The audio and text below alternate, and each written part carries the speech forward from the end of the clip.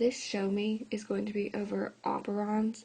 Operons are responsible for regulating or controlling the expression of genes that code for a protein product in prokaryotes. So if we look at this image here, you can see that you have a regulator gene, and that regulator gene codes for the repressor protein. That's outside of the actual operon. Then within the operon you have first a promoter, and the promoter is where the RNA polymerase will bind to start transcription. The operator is where your repressor can bind, and when that happens, transcription is prevented. And then depending on which operon you're looking at, you have structural genes, and there could be 3 to 5, maybe a few more. So here's everything written out. I don't have my stylus, so I'm using my finger. The regulator codes for the repressor protein. The promoter is where RNA polymerase binds. The operon is where the repressor can bind, and then structural genes code for mRNA.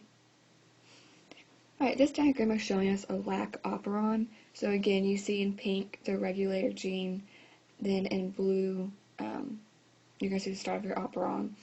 In green, your promoter, where RNA polymerase can bind. The operators in purple, where the repressor protein can bind. And then you have structural genes following that. So at the first one, we don't have lactose. And remember that cells are going to use glucose before they would choose to use lactose, because glucose is easier to metabolize. Lactose takes a couple extra steps. So when you don't have lactose, then this gene is going to be repressed.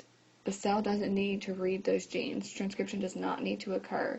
So you have an active repressor that's binding to the operator. In the bottom, you have lactose present. This is when lactose will bind to the repressor, altering its shape, and then it can no longer fit to the operator. So RNA polymerase can read the transcription, or go through transcription and read the structural genes producing mRNA and then producing the enzymes that are needed to break down lactose. This is also called an inducible operon because a molecule has to be present to allow it to be read. Here's our other main operon type. Again, in pink we have the regulator gene that codes for a repressor. And then you have a promoter, where RNA polymerase binds, an operator, where the repressor can bind, and then structural genes that will be read by RNA polymerase if they can be reached. So for part A, the first part of the diagram, you can see that in its natural state, this is turned on. So genes are going to be read constantly. Tryptophan acts as the co-repressor. So in part B, when tryptophan is present, when the cell has enough, it will bind to the inactive repressor, making it active, so then the repressor shape changes and can bind to the operator. This is called a repressible protein.